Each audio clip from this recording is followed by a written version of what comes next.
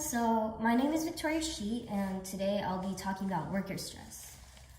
So starting off, stress, it's caused by a lot of different stressors. So stressors are an environmental event that is perceived by an individual to be threatening. So they can be things such as deadlines, due dates, or physical trauma.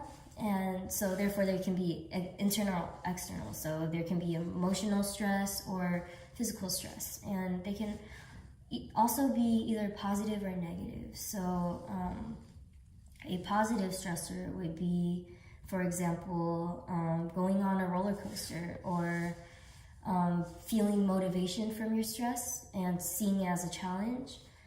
And a source of negative stress would be sickness or high blood pressure, which is an effect of the stress, and like a family member passing away, which is a negative stressor.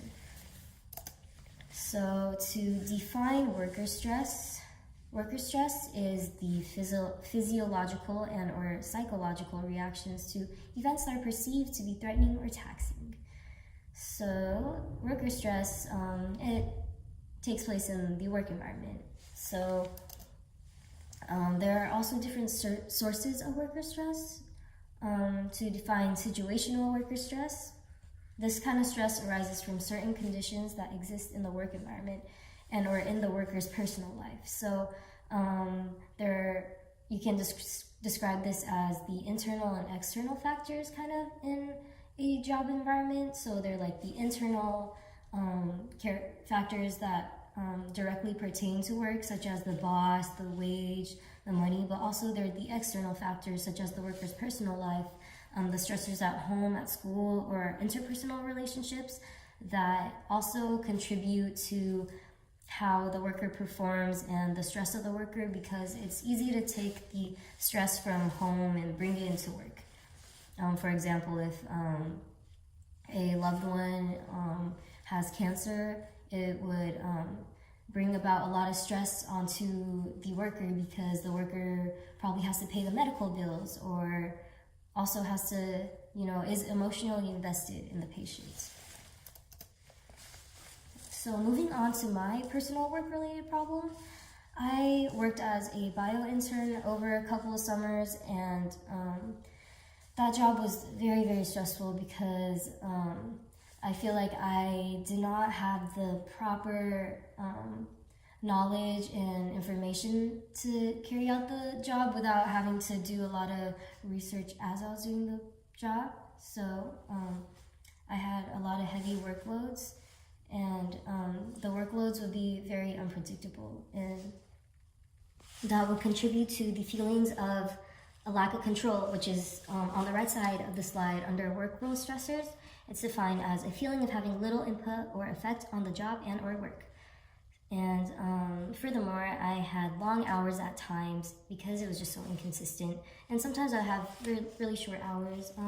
Also, money and time was an issue because I wasn't getting paid very much as an intern, and I felt like the wages that I earned weren't compensating for the amount of time that I was putting in. And I felt like the learning process contributed to a work overload for me, because I had to learn how to do everything beforehand because I didn't have any experiences prior to the job. And so there is also underutilization and job ambiguity that are work stressors, which I didn't personally experience.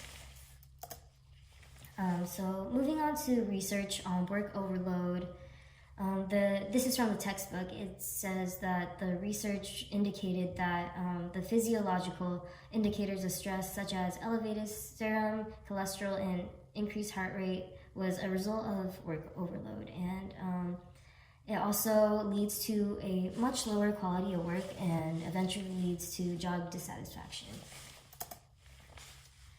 With the article related to worker stress, this article is called The Psychological Stress in the Workplace by Locke and Taylor. So in this study, it pointed out that it was very difficult to make changes for workers to accommodate for their stress, because workers are all different.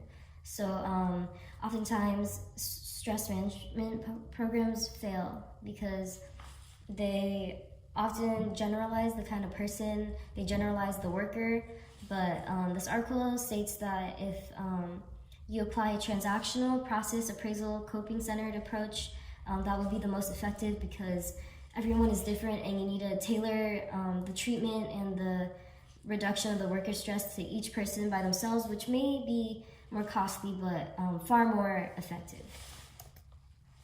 So moving on to the solutions to stress, I came up with a few internal and external solutions to my work stress. So I feel like with my boss, I should have a better relationship with my boss and a better work schedule because my work schedule is just very all over the place due to the inconsistent amount of orders that we get. And a better workload division would really help too because I feel like sometimes a single worker would get way much work than another one. And also better worker training would be important because a lot of the times in my job, I would just be given a manual and be expected to carry out the project or the experiment. And I wouldn't have much knowledge or any idea how to do it. And some external solutions to work stress are just to, just to invest in your hobbies, listen to music, and have fun. And something that really works for me personally is meditation. I feel like I focus on my breathing and it really helps reduce the stress that I feel for whether it's school or anything else. This wraps up my presentation. Thank you so much for watching and have a great day.